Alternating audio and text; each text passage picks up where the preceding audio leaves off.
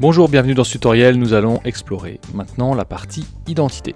Donc l'objectif de cette rubrique là, c'est tout simplement que vous puissiez ajouter des logos que vous allez réutiliser régulièrement, éventuellement des images, des fonds de template, des fonds d'écran, ainsi que vos propres polices de caractère et vos couleurs habituelles, celles qui sont par exemple dans votre charte graphique.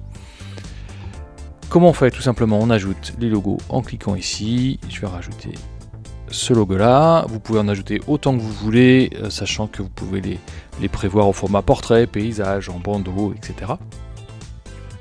Vous avez ensuite une rubrique avec les images par défaut. Je vais mettre par exemple, moi ici un fond par défaut. Voilà, un petit fond bleu comme celui-ci que je souhaite pouvoir exploiter dans plusieurs templates. La rubrique suivante, c'est les typographies. Donc concrètement, les polices de caractère. Voilà, j'ai ces deux polices là que je souhaite pouvoir réexploiter.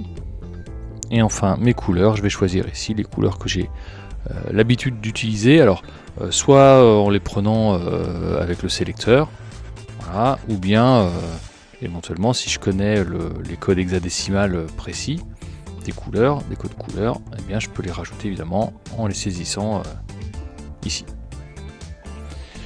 Donc j'ai comme ça ma palette de couleurs, les polices de caractère, des images que je réutilise régulièrement, et éventuellement des logos que je réutilise régulièrement.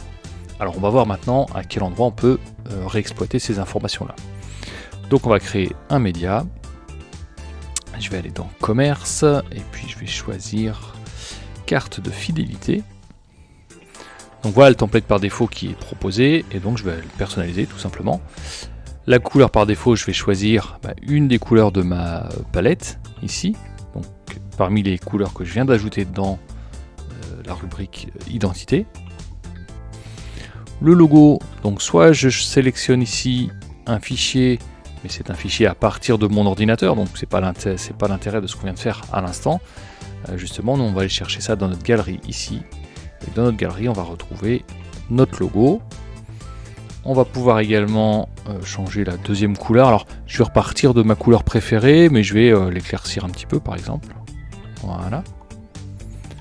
Je vais ensuite modifier donc la carte de fidélité qui est ici, je vais la changer et je vais aller chercher une autre carte de fidélité que j'ai demandé à ChatGPT de me générer à partir de mon logo. La voici. Et puis bon, je ne vais pas toucher au texte ici, je vais juste changer la police par exemple. Le bon d'achat, je veux qu'on utilise non pas la police qui m'était proposée, mais les typos que j'ai importés ici, donc qui ont été mis à part. Vous avez ici toutes les typos existantes dans l'application et vous avez là les typos que vous avez vous importés. Voilà pour ça, je pourrais faire d'autres modifications. L'idée c'est vraiment de vous montrer dans les grandes lignes ce que ça donne. Voilà pour ce template là, on a modifié les couleurs, on a pris les couleurs par défaut de l'identité, le logo par défaut de l'identité et une des polices par défaut de l'identité également. On va revenir dans cette rubrique identité, alors si je vais enregistrer. Voilà, donc mon média est ici, allez je vais même le remettre dans le bon dossier, dans le dossier tuto. Je vais revenir dans l'identité ici, il y a une petite partie, vous l'avez sans doute repéré, sur laquelle je m'étais pas arrêté. Vous avez ici mon média par défaut. Alors l'idée de cette rubrique là, tout simplement, c'est de proposer un média qui soit diffusé quand il n'y a plus rien dans le planning. Donc imaginez, vous avez plusieurs écrans, des écrans qui peuvent être au format paysage, des écrans qui peuvent être au format portrait.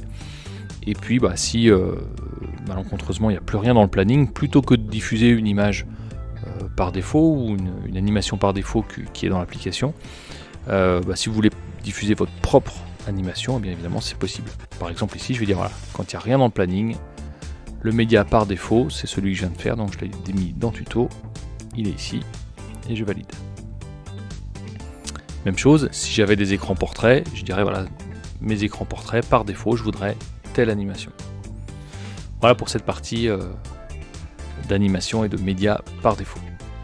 Voilà, j'espère que cette partie identité vous sera très utile, en tout cas elle va vous permettre normalement de gagner du temps au quotidien.